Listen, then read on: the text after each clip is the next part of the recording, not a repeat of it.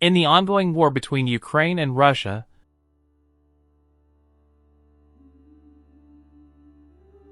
a peculiar and uniquely adaptive phenomenon has emerged from the front lines.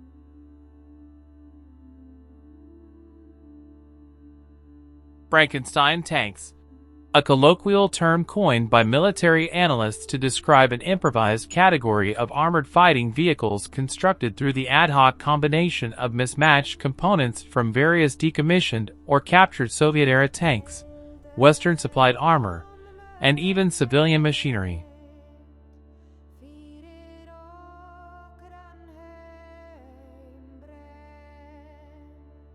These hybrid beasts, often constructed in field workshops or retrofitting depots under the most austere logistical conditions, exemplify a rare fusion of necessity-driven engineering, battlefield innovation, and asymmetric warfare tactics. Lacking the mass manufacturing capabilities or uninterrupted supply chains of their adversary, Ukrainian forces have leaned heavily into ingenuity.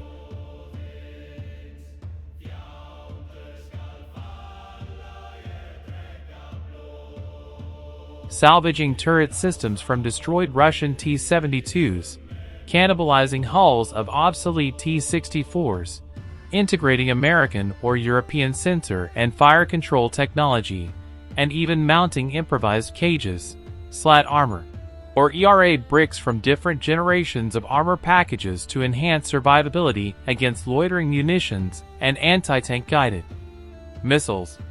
In some cases, these platforms are equipped with remote weapon stations,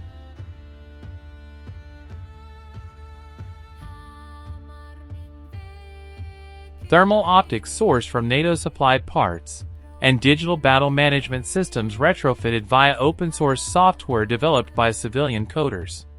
Their grotesque outward appearance belies the lethal capabilities nested within, as Frankenstein tanks have proven effective in hit-and-run operations, urban combat, and even breakthrough maneuvers in contested zones.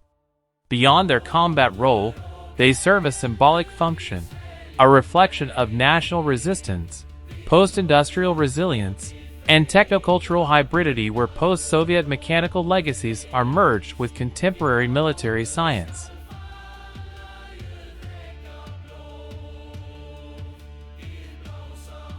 Moreover, their existence challenges the orthodox doctrines of armored warfare, which historically emphasize standardized design, battlefield predictability, and logistical uniformity.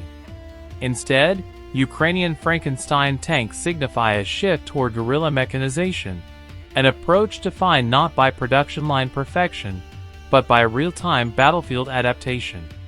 These vehicles, often assembled in depots that resemble scrapyards more than defense factories, are the product of a participatory wartime ecosystem where local engineers, volunteer mechanics, veterans, drone technicians, and even university students collaborate to fuse together whatever materials can be spared. Welding, steel cutting, retrofitting electronics, and integrating old analog systems with modern interfaces, these are not simply repair activities, but acts of radical techno-military creativity.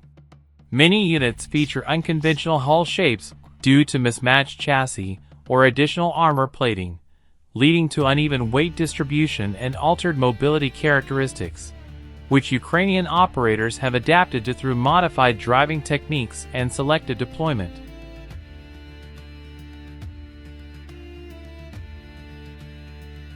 Despite lacking factory-grade calibration, these vehicles often outperform expectations due to the element of surprise, lower visibility to electronic reconnaissance, and the psychological impact they exert on enemy troops who struggle to classify or predict their capabilities.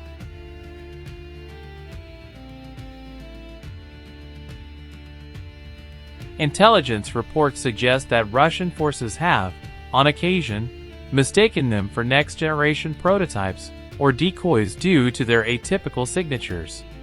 In operational theaters like Bakhmut, Kharkiv, and the Donbass axis,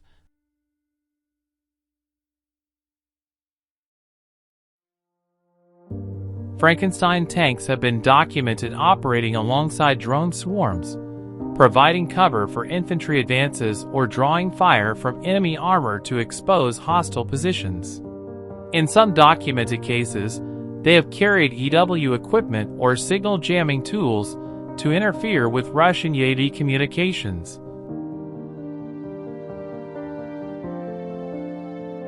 While in others, they served as mobile launch platforms for small-scale loitering drones.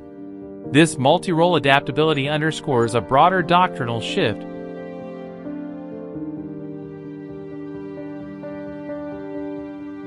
within Ukrainian defense strategy, a pivot away from rigid combined arms approaches and toward fluid, responsive, and tech-integrated force packages. Frankenstein tanks also represent an emergent form of what military sociologist James Derderian might term postmodern war machines. Entities that are not only tools of destruction, but also bearers of narrative, spectacle, and deterrent myth. Their creation stories, often circulating on Telegram channels or YouTube videos, add to their legend, transforming them into digital-age folk weapons, symbols of underdog defiance in a landscape dominated by superpower arsenals.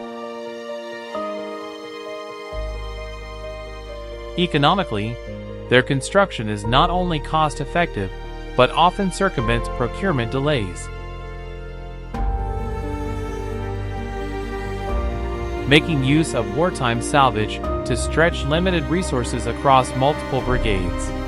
Strategically, their unpredictable nature introduces fog-of-war advantages and complicates enemy targeting algorithms trained on conventional silhouettes. Perhaps most critically, they represent a psychological asymmetry, one in which the capacity for improvisation becomes a strategic asset, turning perceived technological inferiority into a platform for disruptive tactics. As Western observers and defense think tanks increasingly document and analyze their deployment, Frankenstein tanks are gaining recognition not just as improvised tools, but as formal case studies in adaptive warfare.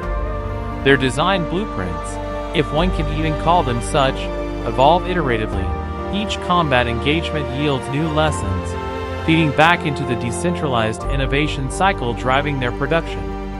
Unlike standardized MBTs, no two Frankenstein tanks are identical, and that variability itself has become a form of strategic ambiguity.